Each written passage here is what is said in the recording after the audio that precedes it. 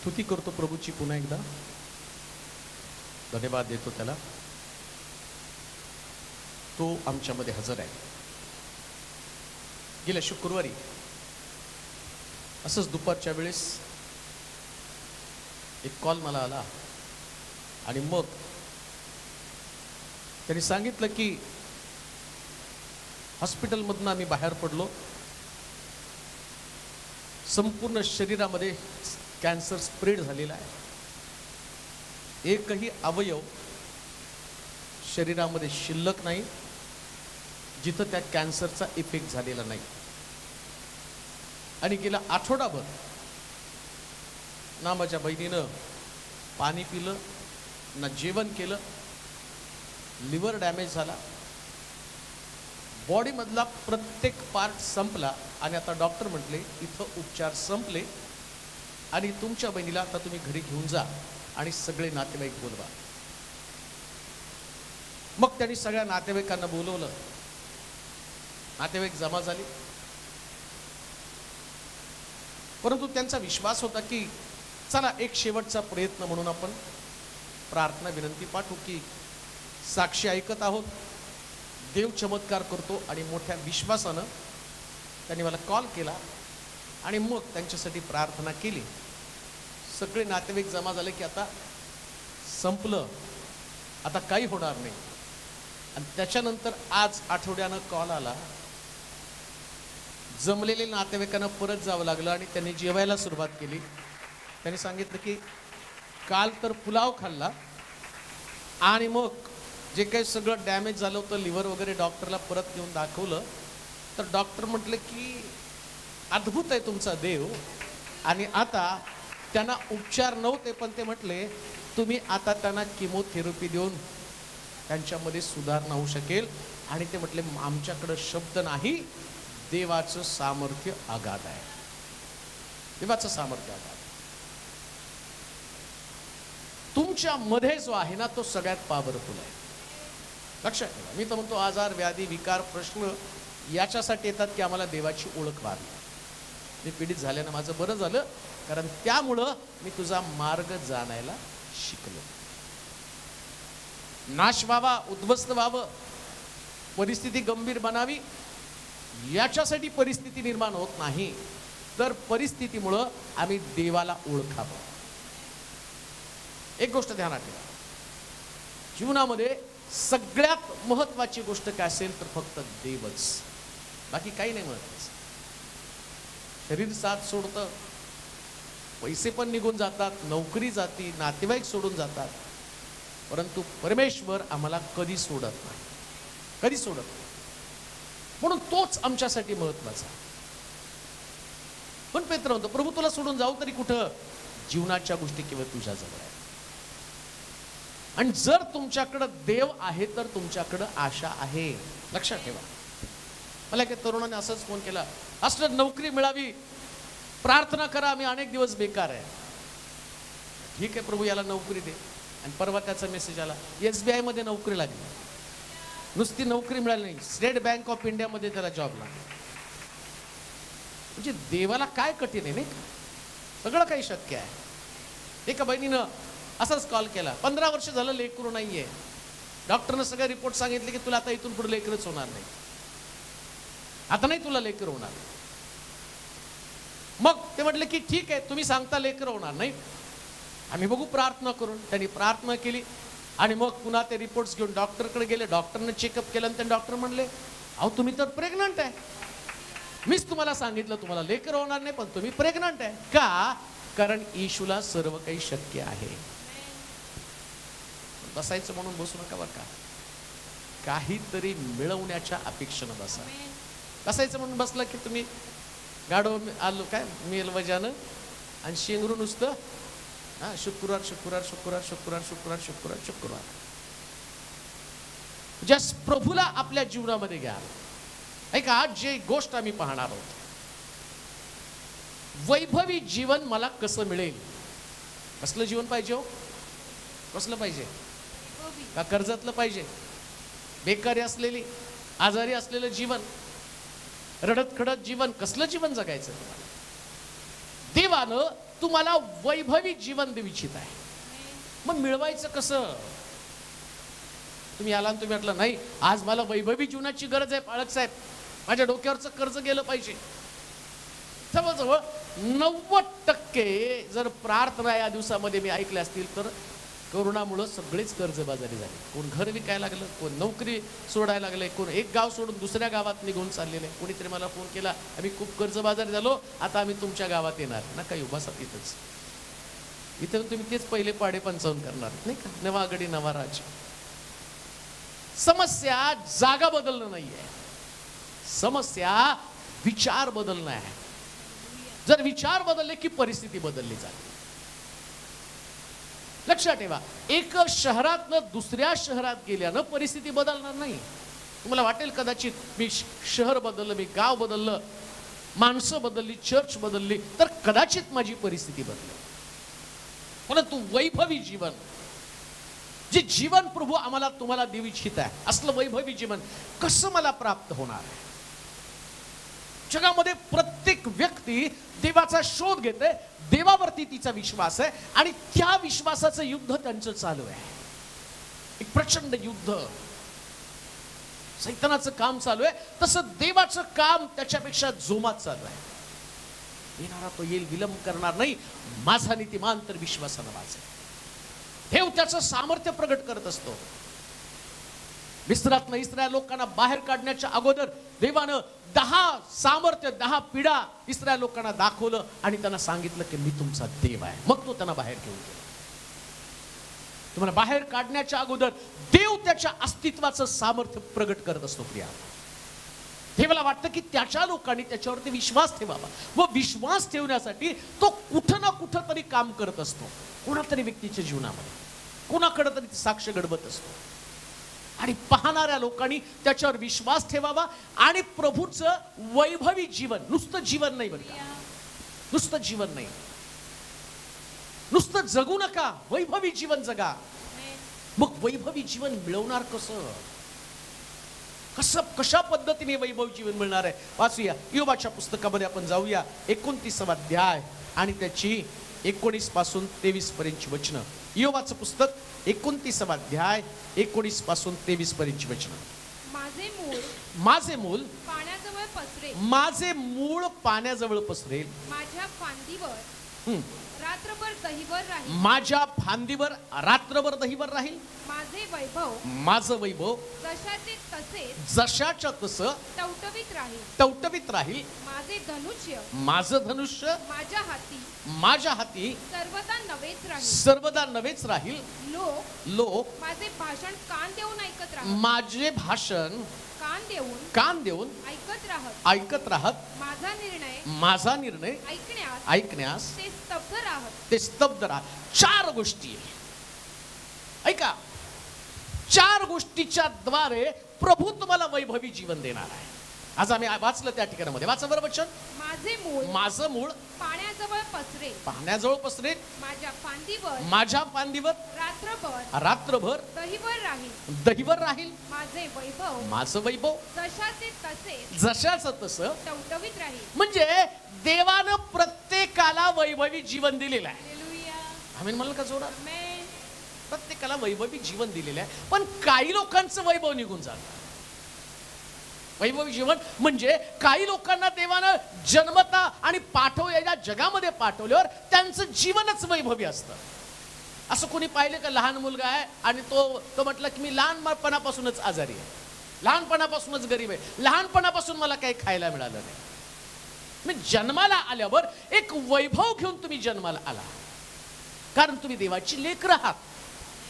आणि देव त्याच्या लेकरांना एका वैभवी जीवनामध्ये, सातत्यपूर्ण आणि चांगल्या सुस्थितीमध्ये असणाऱ्या जीवनामध्ये प्रभू त्यांच्या लेकरांना ठेवू इच्छितो. परंतु शास्त्र सांगतं की वैभवी जीवन आमच्यातनं निघून जातं. वैभव निघून गेलेलं आहे, आरोग्य निघून गेलेलं आहे, शांती निघून गेलेली आहे, कुटुंब तुटलेलं आहे. पती पत्नी पूर्वी एकत्र होते, आता टीव्ही बघताय. लेकरं आईबापांना सोडून निघून गेलेली आहे. घरामध्ये असणारी आर्थिक स्थिती खालवलेली आहे. सगळी परिस्थिती बदललेली आहे. कारण काय? देवानं तर तुम्हाला त्या स्थितीमध्ये नाही ठेवलं. देवाला नाही वाटलं तुम्ही या प्रकारच्या परिस्थितीमध्ये असाल. देवाला नाही वाटत तुमच्या शरीरामध्ये व्याधिविकार आणि ते जन्मभर तुम्ही घेऊन जिवंत राहावं, रडावं, आक्रोश करावा, असं कधीच प्रभूला वाटत नाही. मग हे वैभवी जीवन टिकणारं, वाढणारं आणि ते माझ्यामध्ये कसं राहणार आहे? पवित्र शास्त्रामध्ये पहिलाच मुद्दा सांगितला, मूळ जर पाण्याच्या जवळ राहिलं तर वैभवी जीवन असणार. मूळ कुठं असलं पाहिजे? झाडाला जर पाण्याच्या जवळ लावलं ना तर ते टवटवीत राहतं, म्हणजेच ते वैभवी राहतं. जे झाड पाण्याच्या प्रवाहाजवळ नाहीच आहे, त्याची पाने कोमजलेली आहेत, त्याच्यावरती ना फळ आहे, ना त्याच्यावरती फूल आहे, ना त्याला कधी पाहावंसं वाटतं. आज अनेक लोकांची जीवनं लोकांना पाहूशी वाटत नाही. का पाहूशी वाटत नाही? कारण ते म्लान आहेत, दुःखी आहेत, कष्टी आहेत, निराश आहे, हताश आहे, उद्विग्न आहेत, निराशेनं ग्रासलेली आहेत, त्यांची आशा संपून गेलेली आहे. मग कारण काय? बायबल सांगतं, पहिलीच गोष्ट, मुळानं नेहमी पाण्याच्या जवळ राहिलं पाहिजे. तुम्ही वैभवी जीवन कसं टिकवाल माहिती का? तुम्ही देवाच्या वाणीजवळ, देवाच्या वचनाजवळ राहिलं पाहिजे. देवाच्या वचनाजवळ, देवाचं वचन हे पाणी आहे. म्हणून तर एजकेलला ज्यावेळेस ती बट धरली, त्याला सांगितलं, बघ पाण्याच्या त्या प्रवाहाजवळ जा. आणि मग एजकेलने पाहिलं मंदिराच्या उंबरठ्याकडनं निघलेला झरा आणि त्या झऱ्याचं रूपांतर नदीमध्ये. तो म्हणतो, एजकेल हजारात आतमध्ये खोलवर जा. तो खोलवर गेला, गोट्या इतकं पाणी, गुडघ्या इतकं पाणी, कमरे इतकं पाणी आणि मग गळ्या इतकं पाणी. आणि आतमध्ये गेल्यावर तो पोहायला लागला आणि पोहता पोहता लांबपर्यंत गेला. आणि माघारी येताना पाहतो तर काय, नदीच्या पात्रामध्ये भिन्न भिन्न जातीचे मासे आणि नदीच्या तीरावरती 12ही महिने फळं देणारी झाडं त्यांनी पाहिली. का? एजकेल आतमध्ये पाण्यामध्ये गेल्यावर त्याला ते वैभवी जीवन दिसलं. जितकं वचनामध्ये खोल जाल, प्रभूच्या वाणीमध्ये खोल जाल, तितकं वैभवी जीवन तुम्ही जगाल. वचनावरती अवलंबून राहा, काठावरती बसू नका. काठावरती बसून तुम्हाला आतमधल्या गोष्टीचा अनुभव कधीच येणार नाही. काठावरती नाही तुम्हाला अनुभव येणार. चला, मी रविवारी चर्चला गेलो, बसलो, ते काठावरचं जीवन झालं. दर रविवारी चर्चला गेलो, सवय लागली चर्चला जाण्याची, येण्याची, बसण्याची सवय लागली. ते आराधना करतील, आम्ही त्या आराधनेमध्ये सहभागी होणार, सवय लागली. कोणीतरी वाचणार, सवय लागली. कोणीतरी प्रीचिंग करणार, सवय लागली. कोणीतरी घोषणा करणार, सवय लागली. बाहेर जायची नाही हो, आतमध्ये जाऊन पोहायला सुरुवात केली पाहिजे. पोहणं म्हणजे ते वचन स्वतःला लागूकरण करणं, अप्लाय करणं. जसं आम्ही पाहतो की ज्या वेळेस या परमेश्वराच्या मंदिरामध्ये हन्ना गेली आणि ती रडली, आणि ती रडत असताना तिचा नवरा तिला म्हणत आहे, अगं मुलापेक्षा मी जास्त नाही का, मी तुला सगळं देते. ती म्हणते, नाही, जसा अब्राहमाला देवानं म्हातारपणी मुलगा दिला त्याचं ऍप्लिकेशन माझ्याकडं. आता मला पण ते वैभवी जीवन पाहिजे. कोणतं? जसं सारेला देवाने हसवलं, माझा पण समय येणार आहे, माझा पण समय येणार आहे. देवाचे प्रिय लोक हो, वैभवी जीवन जगा. वांसपणाचं जीवन, निराशेचं जीवन, पडलेलं जीवन, उद्विग्न जीवन, हताश जीवन, दारिद्र्याचं जीवन आणि एक प्रकारे त्रासाचं जीवन नव्हे, तर प्रभू वैभवी जीवन जगण्या संबंधाने म्हणतो. आणि म्हणतो म्हटला, जे झाड पाण्याच्या, ज्याचं मूळ पाण्याच्या प्रवाहाजवळ आहे, जे झाड पाण्याच्या प्रवाहाजवळ, तसं देवाच्या वचनाजवळ लावलेले असा. देवाच्या वचनावर विश्वास ठेवा. ते वचन मुळानं शोषलं पाहिजे. आता समजा झाड नुसतंच त्या ठिकाणात राहिलं आणि त्या झाडानं मुळाने ठरवलं, मी पाणीच आतमध्ये घेणार नाही, मग त्याला काय, त्या झाडाला फ्रेश करणार तरी कोण? अनेक झाडं मुळं तशीच आहेत. ते किती पण देवाचं वचन ऐकलं, ते आत शोषतच नाही ना. आणि मग ते म्हणतात, नाही, एवढे शुक्रवार आम्ही प्रार्थनेला गेलो, एवढे रविवार आम्ही चर्चला गेलो, अजून पण आमची परिस्थिती बदलली नाही. आतमध्ये घेतलं का? विश्वास ठेवला का देवाच्या वचनावरती? अब्राहमानं देवाची वाणी ऐकली, असं लिहिलंय त्या ठिकाणामध्ये. त्याला तो देव पण माहित नव्हता, कुठला देव आहे. पण तो देव त्याला म्हटला, आपले गणगोत, आपले नातेवाईक, आपला देश सोड आणि मी दाखवतो त्या दुधामदाच्या प्रदेशाकडे जा. फक्त वाणी ऐकली, वाणीवर तो चालला. कदाचित तुम्हाला देवाची ओळख नसेल, कदाचित हा देव कोण आहे हा अनुभव पण तुमच्याकडे नसेल, तर त्या वाणीच्या दिशेने तर निघा ना. प्रभू माझ्याशी बोलत आहे. लक्षात ठेवा, देव प्रत्येकाशी व्यक्तिशा बोलत असतो. आमेन म्हणाल का? हा संदेश जो असतो ना, कुठल्या एका ठराविक समूहासाठी नसतो. संदेश व्यक्तिशा माझ्यासाठी असतो. कालचा जो एक संदेश गुरुवारचा गेला, आणि त्या संदेशामध्ये होतं देव कधीच कोणाचं वाईट करत. आणि तो संदेश ऐकल्यावर एकेकाचे मला एकदम लिहून मोठंच्या मोठं त्या व्हॉट्सअपवरती आलं. आम्ही अवक झालो. देवाच्या वचनात तुम्ही सोलापूरमध्ये, आम्ही नाशिकमध्ये, कोण म्हणतं आम्ही राहतो मुंबईला, आणि तिथं देवाला आमचे प्रश्न कसे काय समजले की तो संदेश म्हणजे आम्ही होतो. कारण हे देवाचं वचन आहे, ते तुम्हाला वैभवी बनवण्यासाठी आलेलं आहे. तुमची अवस्था, तुमची निराशा, तुमचं विचारसरणी बदलली पाहिजे. देव कधीच कोणाचं वाईट करत नाही, कधीच करत नाही. हे 100% सत्य आहे. देव कधीच कोणाचं वाईट करत नाही. त्याला तर तुम्हाला वैभवी जीवन द्यायचं. समस्या कोणती आहे? का वैभवी जीवन नाही? का माझ्यामध्ये प्रॉब्लेम्स आहेत? का माझ्यामध्ये समस्या आहेत? कारण वाचा वचन ते, माझे मूळ पाण्याजवळ पसरेल, पाण्याजवळ पसरेल. माझ्या फांदीवर. पहिलीच गोष्ट, माझं मूळ कुठं पसरेल? म्हणजे मुळानं पाण्याच्या दिशेनं निघालं पाहिजे, नाही का? कुठं निघालं पाहिजे? मूळ जर म्हटलं मी घरातच बसतो आणि तिथं घरात पाणी येऊ द्या, घरात पाणी येणार नाही. पाणी जिथं आहे तिथं मुळाला जावं लागेल. का लोक लहान आहेत, का लोक कष्टी आहेत? पाळक साहेब आम्ही घरी आहोत, आमच्यासाठी प्रार्थनेत आठवण ठेवतो. आमच्यासाठी प्रार्थनेत आठवण ठेवा, आमच्यासाठी प्रार्थना करा, आमच्यासाठी अमक करा, आमच्यासाठी तमक करा. काही होणार नाही. आठवण ठेवल्यानं काही होणार नाही. झाडालाच मुळासह पाण्याच्या दिशेने यावं लागेल. कोणीतरी सांगितलं गेल्या आठवड्यामध्ये, काही लोक इथं शुक्रवारी प्रार्थनेला बिचारे लांबून लांबून आले. एक मावशी पण त्यांच्या मुलाला चर्चमध्ये घेऊन आली की जो दारू पित होता. आणि मग त्यांना असं वाटलं की चर्चमध्ये आल्यावर तो बदलून जाईल, आणि तसंच घडलं. तो चर्चमध्ये आला आणि इथून बाहेर गेलेल्या दिवसापासून त्यांनी दारूला हात सुद्धा नाही लावला. डोंगरकडे साक्ष आहेत, हात पण नाही लावला त्यांनी. तो म्हटला नाही आता मला बदलायचंय. कारण जेव्हा तो ते ऐकायला लागलो ना, ते ऐकत असताना ती वाणी कानावरती पडत पडत त्या वाणीनं ते काय बोलत होते माहित नाही, पण ते बोलत होते आणि माझं मन मला सांगत होतं की आता हे करायचं नाही का, मला बदलणं गरजेचं आहे. वैभवी जीवन ज्या मूळ जातो पाण्याकडं, तर पाण्याचा गुणधर्म आतमधल्या व्यक्तीला बदलून टाकतो. प्रियांनो, वैभवी जीवन, वैभवी जीवन. किती काळ तुमचा परिवार या प्रकारच्या नकारात्मक जीवनामध्ये राहणार आहे? तुम्हाला वाटत नाही तुमचा परिवार त्या मुळा, आणि तुमचा परिवार जे मूळ आहे आणि त्या मुळानं पाण्याकडे यायला पाहिजे. घेऊन या आपला परिवार देवाकडे, घेऊन या आपला परिवार देवाच्या वचनाकडे. देवाच्या वचनामध्ये ताकद आहे. त्यास कोण बदलत नाही ना, देव 100% बदलतो. एखाद्या व्यक्तीला बदलण्याची इच्छा नसली ना तरी सुद्धा परमेश्वराचं वचन त्याला बदलूनच टाकतं, त्याचं परिवर्तन करतं.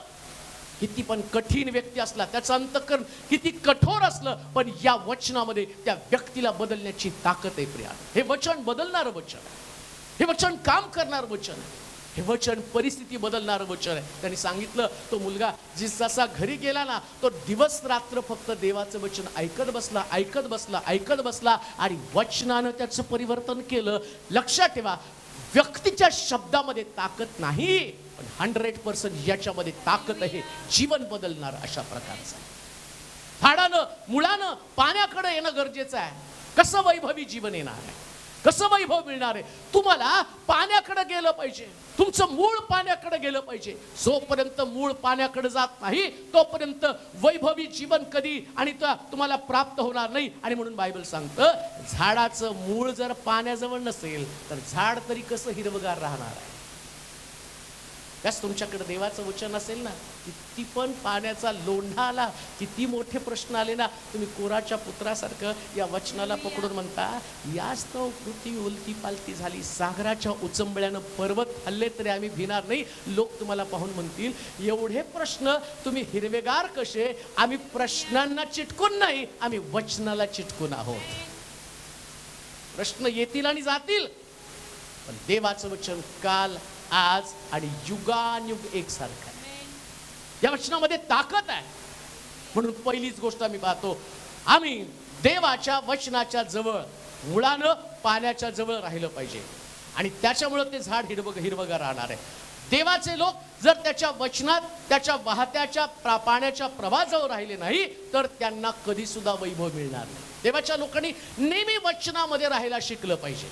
नेहमी वचनामध्ये काही झालं तर देवाचं वचन नाही सोडायचं, सगळं सोडू द्या. म्हणून नातेवाईक जाऊ द्या, नोकरी जाऊ द्या, पैसा जाऊ द्या, काय ते फक्त तुम्हाला पुरणारच आहे. नातेवाईक काय करणार आहे का? मरू नका. उदाहरण सांगतो, कुणाच्या तरी मैत्रीला तुम्हाला गेल्यावर कळतं ते मेले की उचला उचला उचला, ते यायचे का अजून, हे कधी यायचे, ते कधी यायचे, ती मुलगी बसली का गाडी, ती बसली का, यांना गडबड पुरायची. हे नातेवाईक पुरणार आहे. देवाचं वचन सजीव करणार आहे, जीवन देणार आहे. याला चिटकून राहा, याच्यामध्ये घडवून जा. याच्याशिवाय दुसऱ्या कोणत्या गोष्टीला महत्व देऊ नका. हे तुमचं वैभव तुम्हाला परत देणार आहे. हे वैभव तुम्हाला परत देणार आहे. कसली परिस्थिती असली तर लक्षात ठेवलं पाहिजे. जर योवाचं सगळं काढून घेतलं देवाने, त्याला दुप्पट दिलं, माझा देव मला पण देणार आहे, ही आशा आहे. याच्यानं तुम्ही फ्रेश बनता. तुम्ही त्या परिस्थितीचा विचार करत नाही. ते म्हणता अरे एके दिवशी आमच्याकडे खूप काही होतं, असू द्या. योवाकडे तुझ्यापेक्षा भारी होतं, योवाचं सगळं गेलं, पण देवाने सगळं त्याला दुप्पट दिलं, ही आशा आहे. एक छोटीशी नोकरी गेली म्हणून वाईट वाटून घेऊ नका. थोडंसं तुमचा बँक बॅलन्स कमी झाला, तुमची बँक रिकामी झाली म्हणून पण वाईट वाटून घेऊ नका. वचनावर विश्वास ठेवा. प्रभूचं वचन जे सामर्थ्यशाली, जे प्रभावी, जे तुमची परिस्थिती बदलणार असल्या वचनावरती विश्वास ठेवा. तुमचं वैभव तुम्हाला परत मिळणार आहे. दुसरी गोष्ट वाचूया, योग 29 अध्याय 19 वचन. पहिली गोष्ट, मूळ पाण्याजवळ, म्हणजे प्रत्येक व्यक्तीनं देवाच्या वचनामध्येच राहिलं पाहिजे. दुसरी गोष्ट, माझं मूळ पाण्याजवळ पाण्याजवळ पसरेल, माझ्या फांदीवर रात्रभर दहीवर राहील. दुसरी गोष्ट, पहिली गोष्ट तर मुळानं पाण्याजवळ गेलं पाहिजे. आता दुसरी गोष्ट काय म्हटलं माहिती का? पानावरती दहीवर असलं पाहिजे. झाड जर वैभवी असलं पाहिजे. देव प्रत्येक धार्मिक व्यक्तीला झाडाची उपमा देतो बरं का. इस्रायला संबंधानं म्हटलं नाही का, अंजिराच्या झाडाला पालवी फुटलेली तुम्ही पाहाल, त्यास माझं येणं या पृथ्वी तलावरती होईल. धार्मिका संबंधाने, पाप्या संबंधानं सांगताना म्हटलं, मी एक उग्र स्वरूपी दुर्जन पाहिला आणि तो आपल्या जागी विस्तारलेल्या, झाडाचं उपमा त्याला दिलेली आहे. हंगाम नसताना एका झाडाकर प्रभू ख्रिस्त गेला आणि त्या झाडाला म्हटलं त्यानं फळ दे, आणि त्या झाडाने त्याला फळ दिलं नाही. अंजिराच्या झाडाने त्याला फळ दिलं नाही. मग तो म्हटला, त्या झाडाला शाप दिला. म्हणजे तो सगळं काही सांगतो, झाडा संबंधानं सांगतो की तुम्ही झाड आहात, तुम्ही आणि मी प्रत्येक जण झाड आहोत. मग या झाडाचं वैभव जर टिकलं पाहिजे, झाड जर सतत फ्रेश असलं पाहिजे, तर तो म्हणतो नुसतं पाण्यामध्ये मूळ असून उपयोग नाही, रात्री पण त्याच्यावरती दहीवर पडलं पाहिजे. दहीवर म्हणजे काय माहिती का? देवाची समक्षता, परमेश्वराची समक्षता. इस्रायल लोकांना रानामध्ये त्यांनी मान्ना देत असताना तो काय म्हटलं माहिती का? सकाळी उठल्यावर रात्री मी दहीवर त्या पानावरती पाडेल आणि ते दहीवर तुम्ही जमा करायचं, ते मोत्यासारखं असेल, आणि ते दहीवर घ्यायचं आणि आपल्या भांड्यामध्ये भरायचं आणि त्याचं चांगलं कुटायचं आणि त्याच्या भाकरी बनवायच्या. तुम्ही खाल, त्यास तुम्हाला दिसेल की ते स्वर्गातला मान्ना मी तुम्हाला दिलेला आहे. आणि इस्रायल लोक 40 वर्ष या दहीवरावरती जगले. किती वर्ष? आणि इथे तो तेच सांगतो. काय सांगतो? माझ्या फांदीवर रात्रभर दहीवर राहील, माझं वैभव जसाच्या तसं. जर देवाची समक्षता, देवाचं सानिध्य, प्रभू तुमच्या बरोबर राहील. कसं राहील तो तुमच्या बरोबर? येशू म्हटला नाही का, तुम्ही माझ्यामध्ये, माझी वचनं. मानना पण तिथं स्वर्गामध्ये, स्वर्गातला मानना दिला तो वचनाच्या रूपानं आमच्यामध्ये आहे. हे पण वचन आहे. मग नुसतं दिवसा वचन घेऊन आणि पाणी ज्यावेळेस वाहतं, आता कधी पाणी वाहतं? शुक्रवारी वाहतं, रविवारी वाहतं. हे पाणी व्हायला लागलं, शुक्रवारी वाहिलं, रविवारी वाहिलं, तुम्ही आला, बरोबर तुमचं मूळ तिथं आलं. मग तुम्ही म्हटलं घेतलं शुक्रवारी, घेतलं रविवारी, आता घरी जायचं नाही. रात्री दैवर पडलं पाहिजे. रात्री सुद्धा वचन तुमच्या जीवनामध्ये त्या दहिवरासारखं टिकलं पाहिजे. डोक्यामध्ये देवाचं वचन असलं पाहिजे. एकदा का तुमचं जीवन देवाच्या वचनानं भरलं, म्हणून स्तोत्र 1 मध्ये तो म्हटला, धन्य तो पुरुष जो दुर्जनांच्या मसलतीने चालत नाही, पापी जनांच्या मार्गात पाऊल घालत नाही, धर्मनिंदकाच्या बैठकीत बसत नाही, अहोरात्र काय करतो. म्हणजे ते दैवर आहे. रात्री दैवर, देवाचं वचन. दिवसभर काय रे, देवाचं वचन डोक्यामध्ये असलं पाहिजे. देवाचं वचन जर तुमच्या डोक्यामध्ये, परमेश्वराची समक्षता म्हणजे देवाचं वचन. एक व्यक्ती म्हणतो मला परमेश्वराची समक्षता माझ्या बरोबर आहे. बऱ्याच लोकांना असं वाटतं परमेश्वराची समक्षता म्हणजे काय, कुठली तरी एक आकृती दिसली की झाली परमेश्वराची समक्षता. तुम्हाला काय कळतं ती आकृती देवाची का सैतानाची? एवढे पॉवरफुल आहे तुम्हाला समजायला तयार आहे ते. मला देवाने दर्शन दिलं का सैतानाने दर्शन दिलं, कोण तुम्ही कसं ओळखू शकता? पण 100% हे प्युअर आहे. हे जर तुमच्यामध्ये आहे ना, मग 100% तुम्ही परफेक्ट आहात. ते तुम्हाला परिपूर्ण करतं, ते तुमच्यामध्ये नवजीवन निर्माण करतं. परमेश्वराची समक्षता. आणि गोष्ट तुम्हाला सांगू का, मला वाटतं युवाच्या पुस्तकातच पहिल्या अध्यायाच्या 9 ते 12 वचनामध्ये वाचा बरं. युवाच्या पुस्तकात पहिला अध्याय 9 ते 12 वचनामध्ये काय दिले वाचा. सैतानाने परमेश्वराला उत्तर दिलं की इयो देवाचे भय काय फुकट बाळगतो, फुकट बाळगतो तो त्याचं घर व त्याचं सर्वस्व याभोवती तू कुंपण घातले आहे ना. म्हणजे या दहिवरानं, जे दहिवर जसं आम्ही पाहतो सकाळी उठल्यावर आपल्या लेकरांचं शुद्धीकरण म्हणजे ते दहिवर तयार करत आहे. आणि सैतानाला मोठा प्रॉब्लेम, याचं वैभव मला काढून घ्यायचं आहे, याचं आरोग्य काढायचंय, याचा पैसा काढून घ्यायची, याची लेकरं काढून घ्यायची, याची उंट, याची गाढवं, याला भिकारी करायचं, कपल्लक करायचं. आणि तो काय करत आहे, संधी शोधतो, हताश निराशून स्वर्गामध्ये पोचतो. आणि स्वर्गामध्ये गेल्यावर देव त्याला पाहून मोठमोठ्याने हसतो. काय तुझं लक्ष माझा सेवक योब याकडे गेला का? तो काय म्हणतो माहिती का, काय करू दहिवरा, तू त्याच्या भोवती कुंपण करून ठेवलेलं आहे, मला काहीच करता येत नाही. का करता येत नाही? कारण दहिवर, या दहिवराला आणि हे दहिवर काय करते, फांदीवरती पडत आहे, लेकरांवरती पडत आहे, गाढवावरती पडत आहे, घोड्यावरती पडत आहे, संपत्तीवरती पडत आहे, योबाच्या शरावरती पडत आहे. आणि हे दहिवर आहे, आता मी कसं काय त्याच्यामध्ये प्रवेश करू? हे दहिवर आहे त्याच्यामध्ये. तुझी समक्षता, तुझं सानिध्य. आणि ती समक्षता कशाने मिळाली? धार्मिकतेमुळं. असं लिहिले वाचा बरं वचन. परमेश्वराला उत्तर दिलं की इयोब देवाचे भय काय फुकट बाळगतो, तो त्याचे घर व त्याचे सर्वस्व याभोवती कुंपण घातले आहे ना. कुंपण घातलं आहे ना. तू त्याच्या हातात त्याच्या हातास यश दिले आहे ना. वैभव, यश त्याच्या हातामध्ये. वैभव म्हणजे त्याच्या हातात यश आहे. व देशात त्याचे धन वृद्धी पावत आहे ना. ज्याच्याकडे वैभव आहे त्याचं धन काय होतो? वृद्धी पावत आहे. पैसा वाढतो बरं का. आमेन म्हणा. काल तुमच्याकडे जेवढे होते 2021 मध्ये 22 मध्ये बॅलन्स जास्त पाहिजे. आता तुम्ही सांगत नाही ती गोष्ट सोडून द्या. आम्ही कुठे काहीच नाही. पण देवाच्या लोकांसंबंधानं म्हटलं त्यांचं धन वृद्धी पावतं. शास्त्रात लिहिलंय, मी म्हणचं नाही सांगत. बऱ्याच लोकांना असं वाटतं की देव म्हणजे फक्त घेणारा देव आहे. नाही हो, कोण सांगितलं देव घेतो? देव देतो. सैतानाला सगळ्यात मोठी समस्या तीच होती. रोज बघतो तर योबाची संपत्ती वाढत आहे, रोज बघतो तर योबाच्या हातामध्ये यश आहे, कोणत्याही कामात हात घालावं तर योबाला यश मिळतं. या सैतानाला मोठा प्रश्न पडला, कसं काय याची हानी नुकसान करावी, काय केल्याने याचं नुकसान होईल.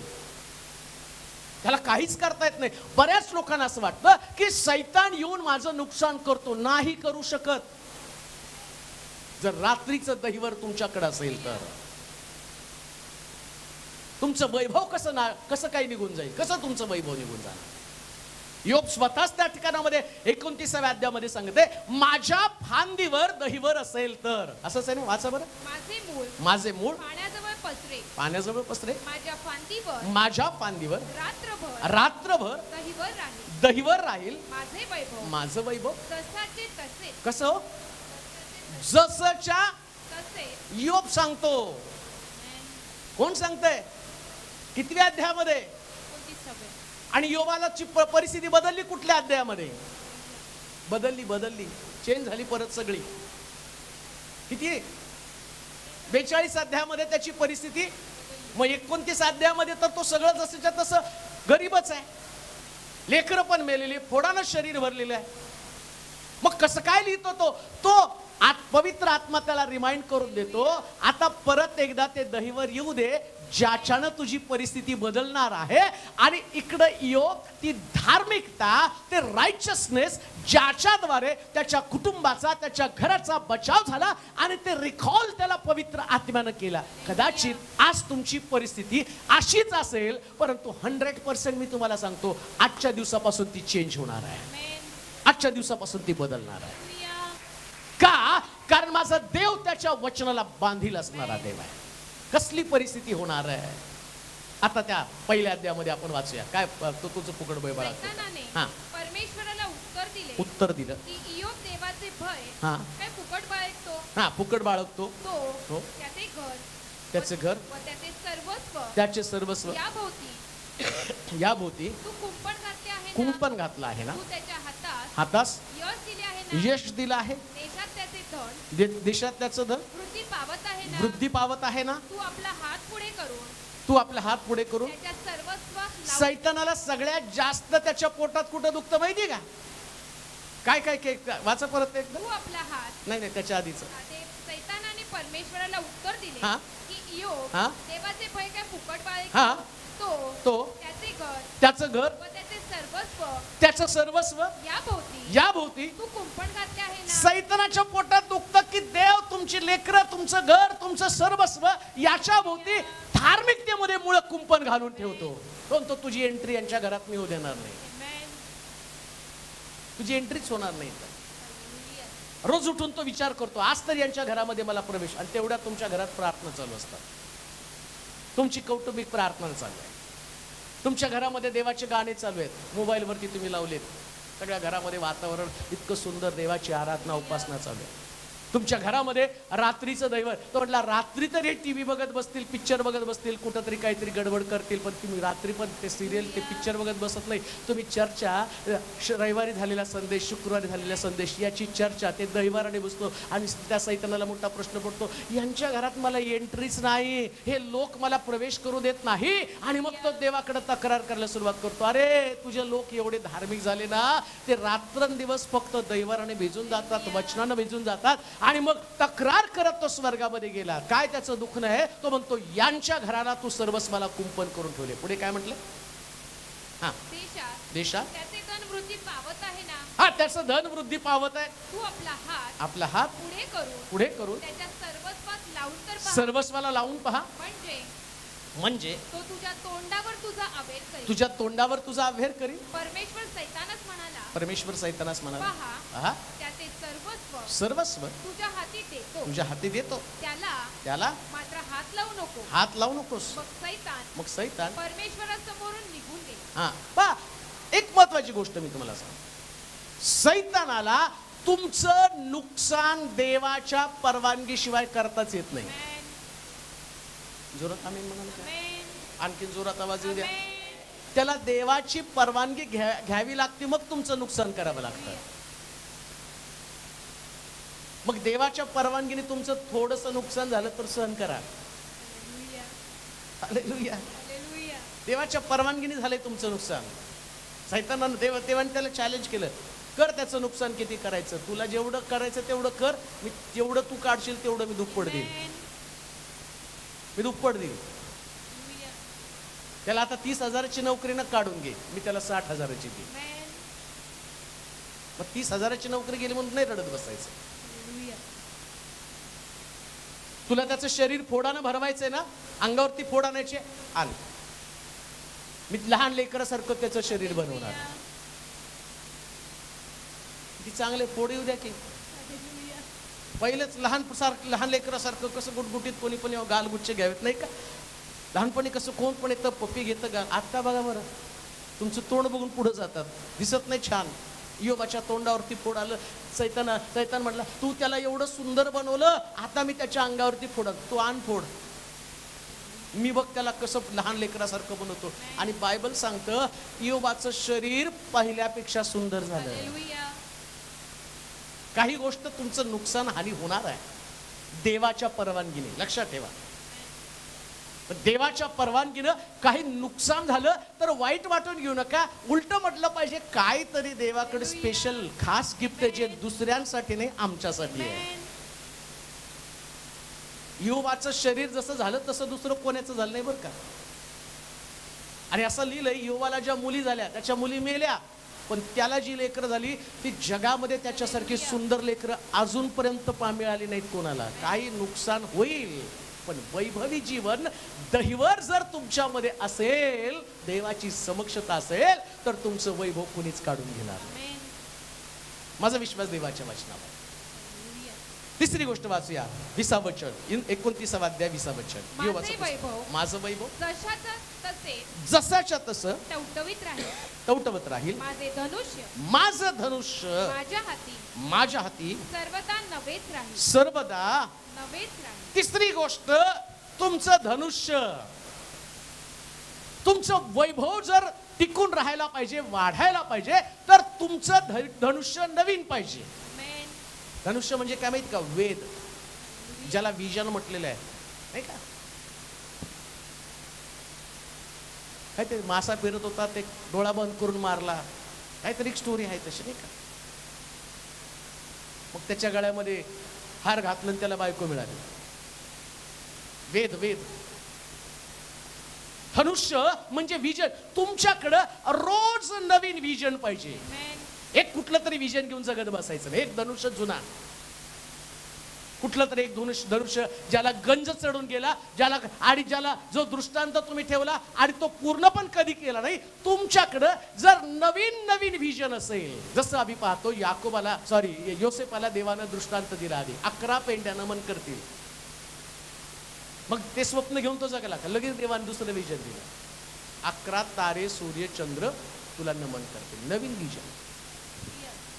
आत्मिक मनुष्याला, जो खरा स्पिरिच्युअल व्यक्ती आहे, जो देवाच्या वचनावर विश्वास ठेवतो, त्याच्याकडे नवीन धनुष्य, नवीन विजन, नवीन बाण, नवीन धनुष्य असलं पाहिजे. तुमच्याकडं नवीन विजन कोणतं आहे? कोणतं नवीन स्वप्न घेऊन तुम्ही जगत आहात? काय तुमचं स्वप्न आहे? जनरल स्वप्न. जन्माला आलो, शिक्षण घेतलं, नोकरी लागली, लग्न केलं, लेकरं झाली, ती शाळेत घातली, त्यांचं शिक्षण झालं, त्यांचं लग्न लावलं, त्यांना लेकरं झाली, तुम्ही मेला, ते पुन्हा आजी आजोबा, ती स्टोरी. काही स्टोरीमध्ये चेंजेस नाही, सगळं तेच आहे. लग्न लग्न लग्न, पूर्ण मरण, संपलं. काही विजन जे असतात ना, ते जगाला हलवणारे विजन असतात. यार, विश्वासणारा व्यक्ती, या व्यक्तीकडं नेहमी नवीन विजन असलं पाहिजे. नवीन सेवा, नवीन विजन, नवीन दृष्टांत. कोणतं विजन घेऊन जगत आहात? कसं वैभवी जीवन मिळणार आहे? विजन काय तुमचं? तेच तुमचं विजन, तेच प्रॉब्लेम, त्याच समस्या, तेच शरीर, त्याच अडचणी, त्याच्यामध्येच तुम्ही गडून पडलेला आहे. सैतानानं त्याच्याकडं प्रश्न आणले, तसे तुमच्याकडून प्रश्न येणार आहे.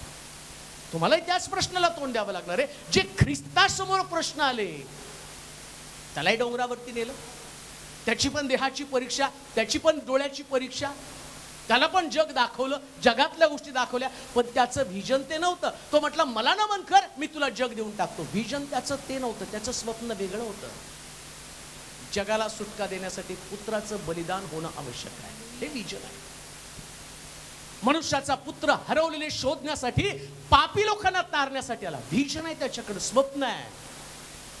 जर तुमच्याकडे व्हिजन नसेल, तुमच्याकडे धनुष्य नसेल, तुमच्याकडे बाण नसेल, तुमच्याकडे स्वप्न नसेल, तर तुमच्याकडे वैभवी जीवन येणार कसं? एकदा तुम्ही स्वप्न पाहायला शिकला, मग तुम्ही स्वप्नामध्ये जगायला शिकता आणि तुमची स्वप्न तुम्हाला वर घेऊन जातात, खाली नेत नाही.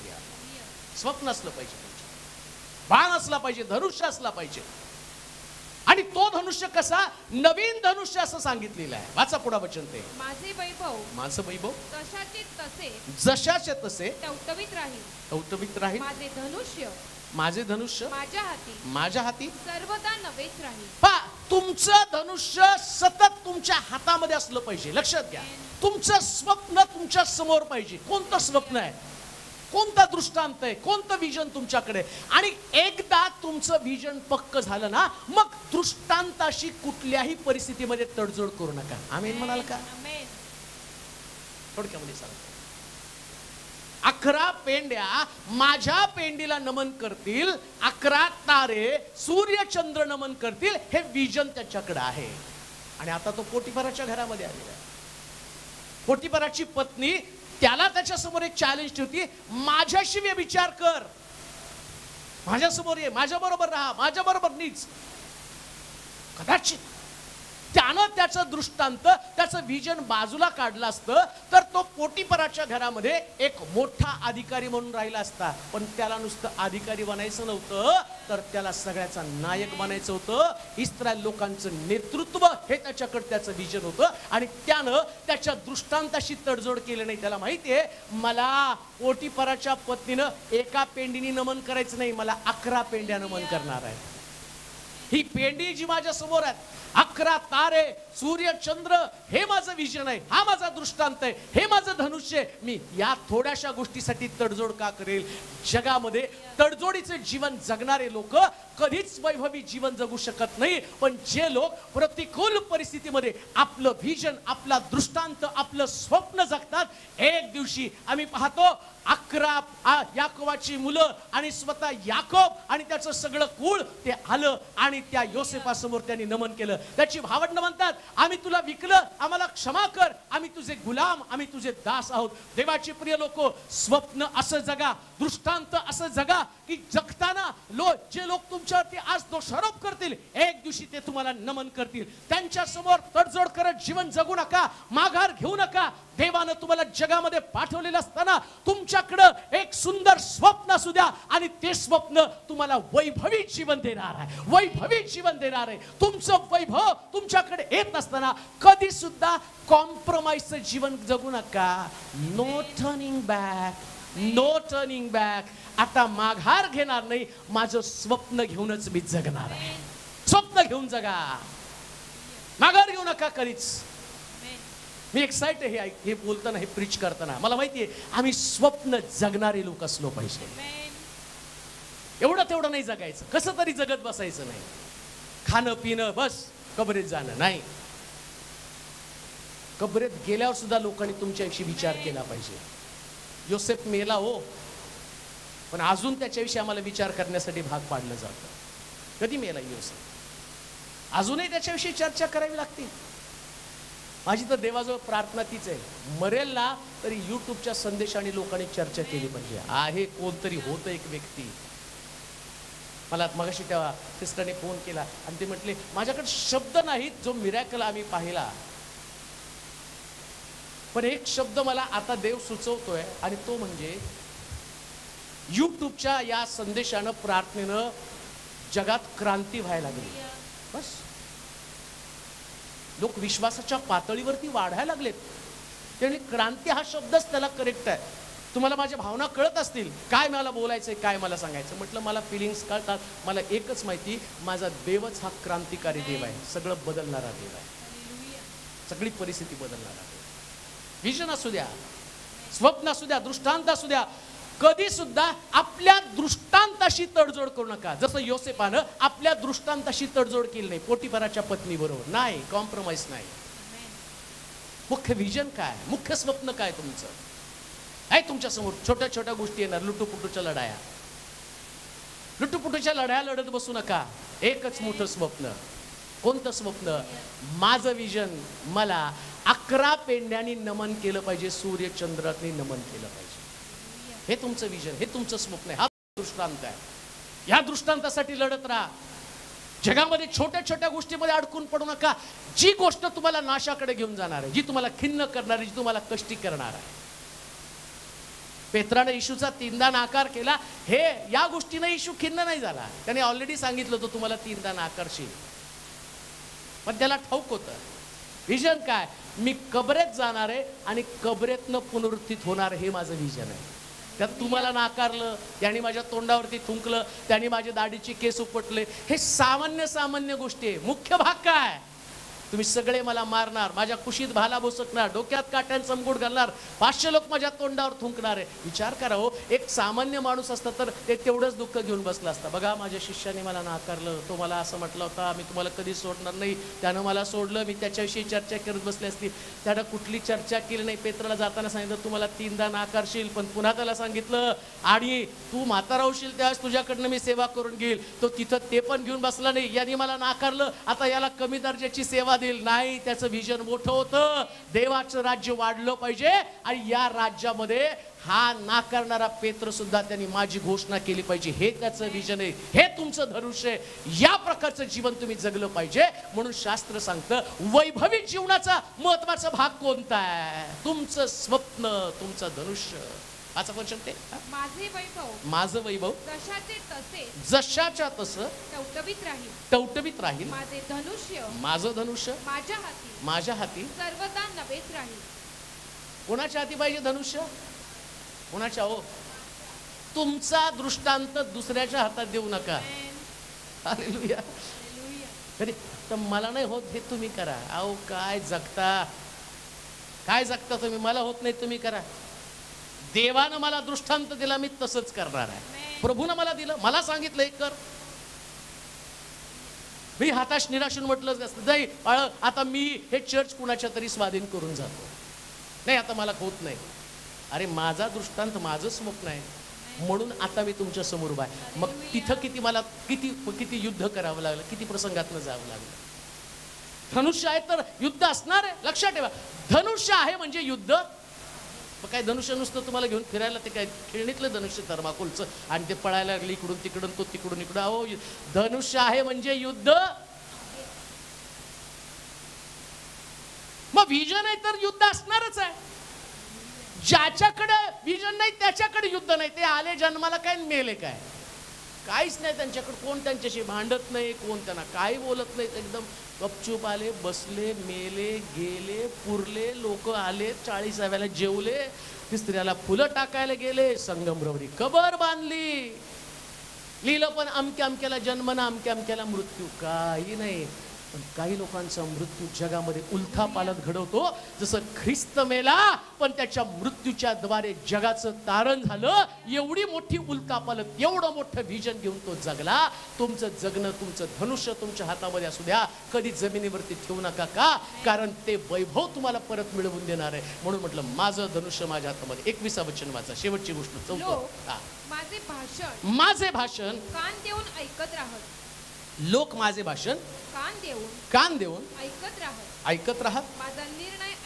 माझा निर्णय ऐकण्यास ते स्तब्ध राहत. चौथी गोष्ट, वैभवी जीवन जर तुमच्याकडे आलं पाहिजे, वैभवी जीवन तुम्हाला मिळालं पाहिजे, तर पहिल्यांदा तुमचे शब्द, तुमची वाणी फार महत्वाची आहे. वाणीच वैभव मिळून देते बरं का तुम्हाला. काही लोकांचं वैभव वाणीनेच निघून जातं. चमरुणाभोवती वेढा पडला, त्यावेळेस त्या ठिकाणामध्ये 4 कोडी आणि त्यांनी सांगितलं, त्याच्या अगोदर संदेष्टा आला. संदेष्टाने सांगितलं उद्या जबरदस्त होणार आहे, पण याच्या वाणीनं त्याला ते वैभव मिळालं नाही. आणि इथं योग काय म्हणतो माहिती का, लोक माझी वाणी ऐकण्यासाठी आपले कान टाऊ करून बसत असत. लक्षात घ्या, सैतान तुमच्यामधलं सगळं वैभव काढून घेतो. कशामुळे माहिती का? का तुमचं वैभव जातं? तुमची वाणी, तुमचे शब्द. जे शब्द ज्या सरदाराच्या खांद्यावरती राजा टेकत होता आणि तो सरदार काय म्हणतो, देवानं आकाश कपाट उघडली तर एवढी स्वस्ताई होणार नाही. या शब्दानं संदेष्टा त्याला म्हणतो, देव तर हे करेल पण यातलं वैभव तुला पाहता येणार नाही. वैभव तर मिळालं, देवानं त्याच्या लोकांवरती अनुग्रह केला, सगळ्याला वैभव मिळालं, पण याची वाणीच इतकी वाईट होती. लक्षात ठेवा, तुमची जीभ, तुमचे शब्द तुमच्या जीवनातलं वैभव काढून टाकणार किंवा तुमचं वैभव वाढवणार. तुमच्या शब्दानंच बरं का. देवाला तर तुम्हाला वैभव द्यायचंय, पण प्रॉब्लेम काय, जस्ट तुम्ही तुमचा निर्णय ऐका, फार सुंदर आहे. तुमची वाणी, तुमचं बोलणं, लोक तुमचं बोलणं ऐकण्यासाठी आतुर असले पाहिजे. त्यांनी म्हटलं पाहिजे इथून आम्हाला ज्ञान मिळणार आहे. त्यांचे शब्द जीवनामध्ये आशा निर्माण करतात, विश्वास निर्माण होतो. ऐका, तुमच्या शब्दानं, तुमच्या बोलण्यानं कोणाच्या तरी जीवनामध्ये जर आनंद निर्माण झाला, किंवा तुमचं काउन्सिलिंग, तुमचं बोलणं कोणाच्या मध्ये तर एक प्रकारचा नवीन आनंद निर्माण करणार असेल, तर देव त्याचं वैभव तुम्हाला देईल. तुम्हाला देवासारखं बोलावं लागेल. येते का लक्षात? कुणासारखं बोलायला पाहिजे? का देवासारखं बोलायचं? हम तो खुदा के, कौन है तुम? मग खुदा के बेटे खुदा जैसा ही बोलना चाहिए ना. देवाची लेकरं, देवाची लेकरं, देवाची लेकरं, हे आमच्या स्वर्गातील बापा, प्रार्थना हे आमच्या स्वर्गातील बापा, आणि लेकरू बोलते सगळं नकारात्मक. त्याच्यानं वैभव निघून गेलं. देव बोलला आकाश हो, आकाश झालं. जगानं वैभव पाहिलं. तुम्ही सुद्धा वैभवी बोलावं, असं बोलावं की तुमच्या बोलण्यानं समोरच्या व्यक्तीमध्ये विश्वास निर्माण व्हायला पाहिजे. वैभवी बोला, वैभवी बोला. काय साधं साधं बोलू नका. मित्र म्हणतो कधी कधी तुमचं बोलणं ऐकून लोक हसले पाहिजेत. योसेफाचं बोलणं ऐकून लोक नाही करत. त्या आला दृष्टांत पाहणारा स्वप्नदर्शी. काय नाव दिलं त्याला? स्वप्नदर्शी आला, स्वप्नदर्शी आला. काही लोक टिंगल केली पाहिजे तुमची. अरे काय तरी बोलते, बडबड करते. खिशातनं दामडी, मराठीतली म्हणे खिशातनं दाना, मला हवालदार म्हणा. तसंच बोललं पाहिजे देवाच्या लोकांनी. काय नाही, पण सगळ्या मोठ्या मोठ्या गोष्टी. पण झोपून बोलू नका बरं का. नाही तर काय लोक स्वप्न नाही, काय नाही, पायावर पाय टाकून मैं अभी हे करूंगा वो करूंगा, काय नाही होणार. देवाच्या लोकांचं बोलणं पॉझिटिव्ह असलं पाहिजे, विश्वासाचं असलं पाहिजे. जर तुम्ही काम करत आहात, योग म्हणतो लोक कितव्या अध्यायामध्ये बोलत आहे? 29. कुठल्या अध्यायामध्ये? 29. आणि 29 अध्यायामध्ये त्याची अवस्था काय? पोड अंगावरती आलेले आहेत, लेकरं मेलेली आहेत. बायको त्याला येऊन म्हणतो त्या ओ मरून जा ना, देवाला दोष देऊन. ती बायको पण त्याला नावं ठेवत आहे, मरून जा. लोक मरायची वाट बघत आहे. आणि यो म्हणतो याही परिस्थितीमध्ये सगळी परिस्थिती नकारात्मक आहे, पण मी बोलताना लोक माझ्या शब्दाकडे कान देत आहे का? कारण या प्रतिकूल परिस्थितीमध्ये सुद्धा प्रभू येशू ख्रिस्त वधस्तंभावर असताना ती प्रतिकूल परिस्थिती आहे.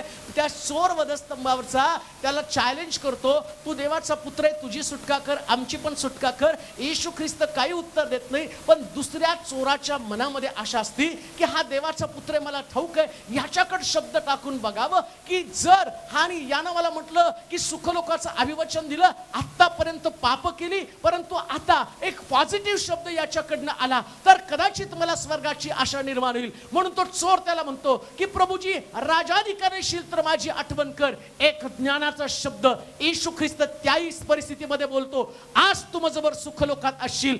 याच शब्दानं या चोरामध्ये आशा निर्माण झाली. आणि आशा निर्माण होण्याच्या अगोदर येशू ख्रिस्त वधस्तंभावरची प्रार्थना करताना करतो, हे बापा यांना क्षमा कर. हा ज्ञानाचा शब्द त्याने ऐकला आणि ज्ञानाचा शब्द ऐकल्याबरोबर या चोरामध्ये आशा निर्माण झाली आणि चोर सुखलोकासाठी तयार झाला.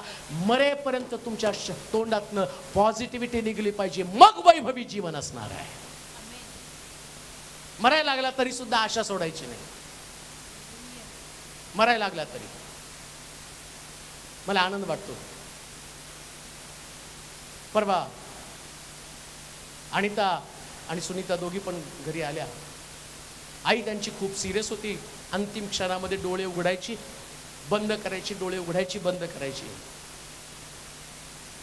आणि मग ती लेकरं काहीतरी करून त्यांच्याशी बोलायला लागली. मग ती डोळे उघडायची. मग सांगितलं बा श्रीनिवास पण आता कामाला जायला, त्यांनी चांगलं कमवलेलं आहे, गुजीला पण आता चांगलं गव्हर्नमेंट जॉब लागणार आहे. डोळे उघडून फक्त देऊन दशांश देत जा बरं का, चर्चला जात जा बरं का, चर्चला जाऊ नका, दशांश देत जा. त्याच्यानंतर ते बोलत बोलतच तिने डोळे बंद केले आणि शेवटी तशीच गेली. पण मरेपर्यंत देवाला नाही दोष दिला. एक सांगितलं, असं नाही म्हटले मी या अवस्थेमध्ये माझं दुःख, माझे प्रश्न, हे नाही जीवन जगण्याची पद्धत. आम्ही दुःख भोगतो पण शब्द मात्र पॉझिटिव्ह. हे जसं योग 29व्या अध्यायामध्ये तो दुःख भोगत आहे, यातना आहे, अंगावरती फोड आहेत, बायको त्याला दोष देते, प्रतिकूल परिस्थिती, सगळी संपत्ती गेली, गरिबी आलेली त्याच्याकडे, पण तो म्हणतो मी बोलतो. वाचा, लोक माझे भाषण कान देऊन ऐकत राहत. काय कान देऊन ऐकत राहत. माझा निर्णय ऐकण्यास ते स्तब्ध राहत. लोकांनी तुमचं ऐकताना शांत बसलं पाहिजे, गडबड नाही केली पाहिजे, एवढं तुमच्या शब्दात ताकद असली पाहिजे. कसं वैभव येणार आहे, कसं वैभव येणार आहे? तुमच्या शब्दाने लोक जोडले गेले पाहिजे. कसं वैभव येणार आहे? तुमच्या शब्दाने लोक देवाकडे आकर्षित झाले पाहिजे. कसं वैभव येणार आहे? तुमचे शब्द लोकांमध्ये एक प्रकारे क्रांती निर्माण करणारे शब्द असले पाहिजे. यो म्हणतो मी बोलत असताना लोक स्तब्ध राहत होते. कसं वैभव येणार आहे? देवाचे प्रिय लोक, फार बोलून उपयोग होणार नाही, थोडकं बोला, पण ते असं बोला की ते लोकांमध्ये आशा निर्माण करेल. किती सुंदर आहे का? कसं वैभव येईल? देव तुमच्या शब्दाच्या द्वारे तुम्हाला वैभव बनवणार. म्हणून मी पाहतो रक्तस्रावी स्त्री एक शब्द बोलते, जास्त नाही बोलत. मी जाते आणि त्याच्या वस्त्राच्या गोंड्याला आणि काय करते, नुसतं ती बोलली जाऊन स्पर्श करते, म्हटल्यावर गेली, स्पर्श केला, बरी झाली, वैभवी जीवन तिच्याकडे आलं. वैभवी जीवन तिच्याकडे आलं. अहो बोललं तर एक शब्द असं बोला ना, त्या शब्दानं देवानं सुद्धा शांत होऊन तुमच्या शब्दाकडे लक्ष दिलं पाहिजे. देव सुद्धा शांत बसला पाहिजे. काय बोलतोय माझा मुलगा, काय बोलती माझी मुलगी, कसं काउन्सिलिंग करते. तुम्ही कधी बघता का तुमची छोटे छोटे लेकर असतात ना, ते मोठ्या माणसासारखं बोलत असतात, त्याच ऐका ते काय बोलतात. देवाला पण तुमच्या शब्दाचं कौतुक आहे. आणि ज्याच ती बोलती ना, त्याच तुम्ही तिला, त्या मुलाला, त्या मुलीला जवळ करता आणि त्याचं बोलणं झाल्यावर त्याला चॉकलेट काहीतरी बक्षीस देता का? कारण त्याच्या बोलण्याचा प्रभाव तुमच्यावरती पण पडलेला आहे. योग तेच म्हणत आहे, मी असं बोलतो की ते लोक, समोरचे लोक तर ऐकतातच ऐकतात, पण माझा देव पण त्याच्यावरती प्रभावित होतो. आणि देवानं त्याचं बोलणं प्रभावित होऊन ऐकलं आणि देव म्हटला आता योवाचं घेतलेलंच मला द्यायचं नाही, त्याच्यापेक्षा जास्त मला द्यायचंय. म्हणून लक्षात ठेवा, वैभव कसं येतं तर त्याच्यामध्ये म्हटलं तुमचं भाषण, तुमची वाचा, तुमचे शब्द, आणि तुमचे शब्द लोकांमध्ये आशा निर्माण करेल.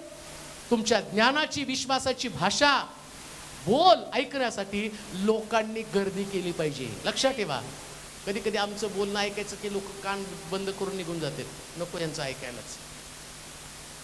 म्हणून लक्षात ठेवा, स्वतःविषयी कमी बोला आणि देवाविषयी जास्त बोला. देवाविषयी जास्त बोला बरं का. मला कोण समोरचं जास्त बोल तुमचं आम्ही खूप, ते सोडा. मुद्द्यावरती या, कशासाठी प्रार्थना करायची ते मला माहिती आहे. तुम्ही यूट्यूबला ऐकता म्हणूनच मला सांगितलं, याच्यात काही वेगळं नाही. यूट्यूबवरून नंबर घेतला, अमकं झालं, ते सगळं पाठ झालेले. मूळ मुद्दा देवावी संबंधानं बोला. मी कधीच बोलू देत नाही इकडचं तिकडचं. का? कारण म्हणजे माझ्याबरोबर त्यांना तुम्ही ऐका, इकडं तिकडं त्यांना बिलकुल फिरू देत नाही. मला माहिती आहे हे जे आहे ना, फक्त देवाला उंच करण्याची जागा आहे, प्रभूला उंच केलं पाहिजे. म्हणून शास्त्र सांगतं वैभव टिकणारं जीवन कसं मिळेल. पहिला मुद्दा, मूळ पाण्याच्या जवळ असलं पाहिजे. दुसरा मुद्दा, फांदीवरती दहीवर म्हणजे देवाची समक्षता असली पाहिजे. तिसरा मुद्दा, तुमच्या समोर विजन किंवा दृष्टांत असला पाहिजे. आणि चौथा मुद्दा, तुमची वाचा किंवा तुमचं भाषण तुम्हाला वैभव टिकवून देणार आहे. आता तुम्हाला समोर यायचं, तेच प्रॅक्टिकल करायचं. वैभव कुणाला नाही वाटत की माझ्याकडे वैभव असावं, सगळ्याला वाटतं. हे वैभव म्हणजे तुमची कमतरता, आणि ती कमतरता घेऊन येत असताना पहिलं तुम्ही देवाकडे येत असताना आणि असं म्हटलं पाहिजे की देवा मी तुझ्याकडे येत आहे, मी तुझ्याकडे येत आहे, मी तुझ्या समोर येत आहे. आणि बोलत तुम्ही देवाकडे या. काय बोलायचं तुम्हाला देवाकडं? देवाकडे आल्यावर सगळं पॉझिटिव्ह बोलायचं. असं नाही म्हणायचं की आता माझ्यासाठी प्रार्थना केल्यावर काहीतरी घडेल. तुम्ही म्हटलं पाहिजे मी जाऊन बरं होऊन जाणार आहे. हे तुमचे शब्द, ही तुमची भाषा असली पाहिजे. आणि प्रभू तुम्हाला वैभवी जीवन दिल्याशिवाय. आपल्या जागेवरती आपण उभं राहूया, आपले डोळे बंद करूया, आपल्या माना झोपूया, आपली मस्तक आपण लावूया. आम्ही आता वैभवी जीवन प्राप्त करण्यासाठी देवाकडे येणार आहोत. ज्याला प्रार्थनेची गरज आहे